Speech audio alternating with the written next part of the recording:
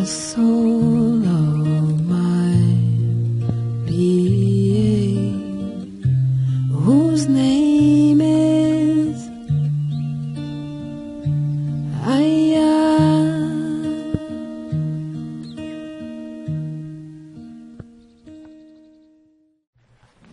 And so I'm really happy to see, like people, some young ones, some 23, 22, 20, coming into satsang now, at this age, with this maturity. I'm very happy, I'm very, very happy, because in my life, I've always moved very quickly, mature very quickly, And so very often I outgrew my relationships, particularly with partners and so on. I outgrew very quick because something inside was just so wide. And if I look back from a very long time as a young person, I was very much interested in art, painting and drawing and so on like this. And as I grew older, that became an obsession. I was painting a lot painting. Even when I was talking to Lakshmi this morning, and we were looking through some stained glass designs, and I was saying that, she asked me, did you go to art school? And I said, no, I applied, but I was refused, because at the interview they told me, you are practicing so many diverse things, and we don't know if you're really open for, this kind of training here, I was very upset, but it was very good for me, because something inside was too wanting to burst open, and my feeling was that it was going to be I wanted to make the ultimate painting. I wanted to create the ultimate work of art. I don't know how you do this, but I had so much passion inside, and I was painting relentlessly every day, painting, going to the bathroom, putting up 5 paintings on the wall, watching until the bath goes cold, heating it up, and just constantly feeling, what would the greatest painting, how would I do this, It's it's something inside. I wanted to do this. Not to compete with anything, because I've seen great works of art by great artists of diverse expressions as well too, from Pablo Picasso to Michelangelo to Raphael to Rembrandt to Titian to all of these Cézanne and all these artists, But it was something else. And one night I dreamt I had finally accomplished the greatest painting, but it was always moving, it was always changing, because it could not be a thing. This is what I found. And even after this, during this time, I was training martial arts, and again, I was very attracted to people like Bruce Lee, for instance. I was very much attracted to him because he was also searching for something that was not just a groove of study. It wasn't just Wing Chun or Tai Chi or Karate or Taekwondo or nothing. It was something was a synthesis of all of them, because there was something universal inside. And he was working towards what is free, so something which is free. He started to study philosophy and all of these things. And I felt I had the same kind of obsession to try and find something that was so organically complete and all-encompassing. But I could not find it until that knock on the door from inside came. Because I was not searching like that, you see. It was just when I had this first encounter, when I say kissed from inside, and that feeling inside, that was the first taste of universality. There was something so big, there was something so, it had no shape, but it was so big. I first called, I said, oh God, thank you, because everything was in it. It was like a super nourishment. Everything was good. Everything is good about it, no? And continued like that. Everything is good. Everything is together. Everything is one. And I realized after this, then the urge to paint stopped. The urge for martial arts stopped. All these urges, because this is what I was searching for. But I didn't know. You see, I was thinking I could find it in art and martial arts and so on, and painting. But it was here. That's what I was searching for. And now this is the message I share with everybody. Is this you're searching for?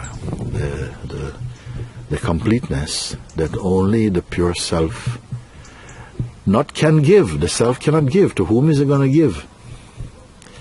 It's just the one who is looking for it has to be absorbed in it. It cannot go to the self and take some self away. It has to realize, I am that. It has to come into this. I realize I am that. Not immediately. There was still duality in that I felt, that God is somewhere else, is separate, and God was like feeding me and giving me like this. It is okay. It is an okay paradigm to feel God is giving. But I knew also God is inside here. That was my experience. It's like God is inside here. But there was still a duality for a while because I still had me in the picture. And then now I don't have this me in the picture. It's not in the picture. This me has become a very, very weak thing. Somebody goes, "Hey, Tony, move." "Oh, hey, how you doing?" And I know it's the past is speaking. Not the present is speaking. Not the presence is speaking. It's the past. It's time is speaking. Memory is speaking. Because the one they think they know, it kind of still can fake it. Still, something is there. And I say, hi. It understands what you're speaking. And it understands the relationships that you speak. But they're not alive as they are in the believing mind when consciousness believes itself to be a person, you see. So that can be there. It's just not like Tony Moo. Who is Tony Moo? No, I know exactly what is being referred to. And so will you. You will know exactly what is being referred to when someone calls you by your given name. You see? But there's a name before your given name. And the name before your given name is I am.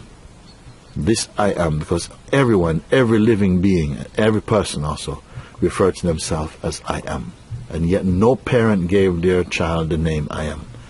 I am is the name of consciousness, it's the name of presence, it's the name of God inside this body. You are to begin there, start your search there to understand what this I am is. Before you try and understand what everything else is, that's what we've been trying. In order to want to know about what outside is, you have to become a person. But when you find what's here, then you see that all that's outside springs from here. And this is what I want to point. So, the sooner you get it, the better also, because this message is not for any particular group of people. My sharing is not for just any group of people. It's not for Muslims or Hindus or Christians exclusively. It is for everyone, because everyone is this. You see, I don't believe God made Christians and Muslims and Hindu. That is not the essence of what we are. That's the way in which we practice, you may say, or this is the mirror in which we look, or the window through which we look to find the Supreme. First you think he's outside only, but you must also find him inside. When you find him inside, then you find that he's outside also. When you find that he's inside and outside, then inside and outside vanish, because he's everywhere. This one is everywhere. And he has to suck you up. Not suck you up to spit you out again, but suck you up. You see, in the world of sensations and experience, he has to pull you in, and you think he's going to push you out. When he comes out, it's really him also, not you, because you have not, you by yourself, it doesn't do it. This human thing, this whole human thing has never really worked. This whole human thing, independent in its consciousness from God or isolated from God, has never worked. It's only survived. To work, it must know the Supreme. It must revere the Supreme. And only by revering the Supreme, it can somehow feel its unity with the Supreme. So it is not for any particular person, any particular group, any particular age. It's for any age, because the self has no age. It's not particularly in a religion because the self is beyond religion. It's not particularly any particular thing because it's beyond all things particular and general. So it is for everyone. It's even for the mouse and the rabbit and the cat and the sky and everything, because all of that proceed out of him. So I'm happy to share this today. Okay. Beloved Father, who dwells within the soul of my being, whose name is I am.